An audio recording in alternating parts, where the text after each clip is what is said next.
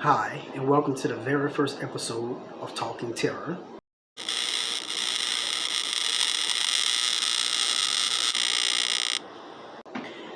I'm JC, and I'll be counting down 580 horror movies that remains timeless. Number 5, 1980, The Shining. There are some interesting fan theories about The Shining, and this movie will always be remembered thanks to Jack Nicholson's performance. This movie is not only one of the greatest from the 80s, but still get high praise for its incredible setting.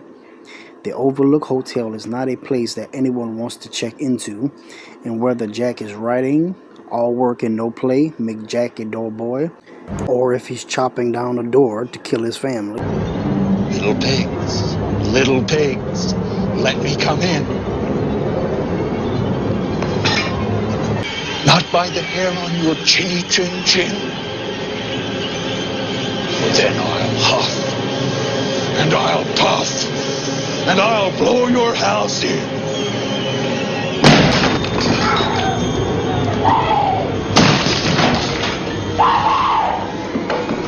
Here's Johnny. Or seeing the terrible twins. And ever. The movie feels scary. If anyone hasn't seen The Shining, it is worth checking out. Number 4, Friday the 13th. 1980s Friday the 13th. Although no one really loves the 2009 Friday the 13th remake, it's hard to argue that the 1980 movie is a total classic, introducing movie fans to Jason Voorhees and the famous setting of Camp Crystal Lake. The idea of a serial killer targeting kids who work at a summer camp is a smart one that is immediately scary. Friday the 13th became a long-running slasher franchise, and while fans might not enjoy each film, the first one still delivers a corny experience of seeing characters running through an evil villain who is present during their supposed summer of fun. It is also enjoyable to watch this 1980 film and see where Jason comes from, since he has become such a part of horror history. Number 3, Poltergeist. The 2015 Poltergeist remake wasn't as good and didn't capture the magical feeling of the original. When the movie was released in 1982, it definitely made a massive splash in the movie world, with fans shocked by Carol Ann Freeling, played by Heather O'Rourke. Carol is closely connected to the spirits in her family home, as often she draws to the TV screen, and these images are hard to forget. They're here.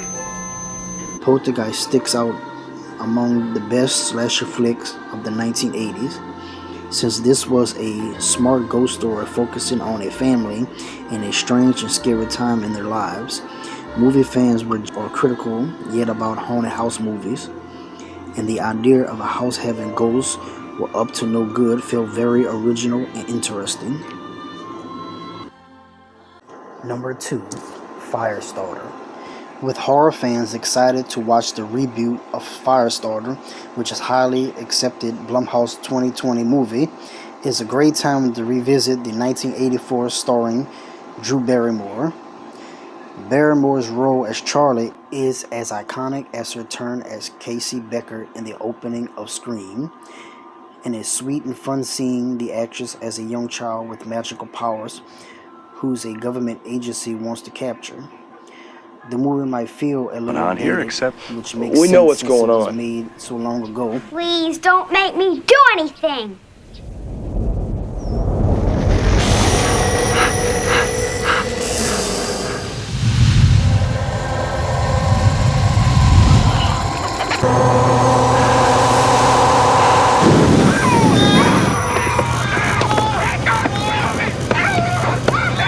But the story remains classic and timeless, like many of Stephen King's smart takes on the evils that can be lurking in some shadows of the world.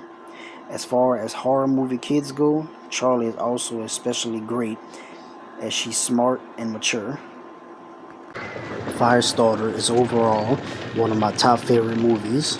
I suggest anyone who likes horror movies to watch this version before you watch the new one. And number 1, Nightmare on Elm Street. Nightmare on Elm Street was one of the best horror movies in the 1980s. The newcomer Robert Englund, who plays Freddy, comes onto the scene with his crazy face, his messed up clothes, and his claws, and able to enter people's dreams and turn their dreams into nightmares. Please, God. This is God. Strong performances measure up to many other famous horror actresses.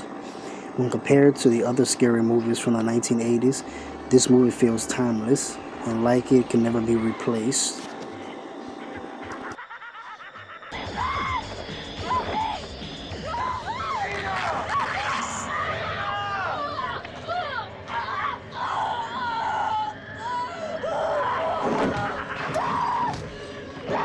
Newcomers like Johnny Depp were welcomed into the genre and can definitely find their way into Freddy Krueger's frightening dream nightmare world and still be as impressed as movie fans were when they first watched the story.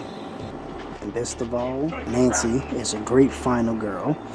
Nancy Thompson, played by Heather Langenkamp, strong performance measure up to many other famous horror actresses.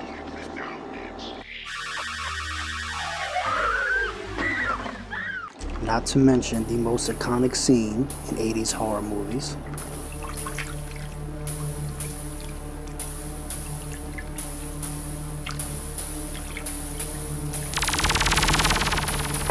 I have to give it up to Wes Craven for being one of the best storytellers and to be able to scare the pants off his fans. I'm not doing it. What's going on with the window?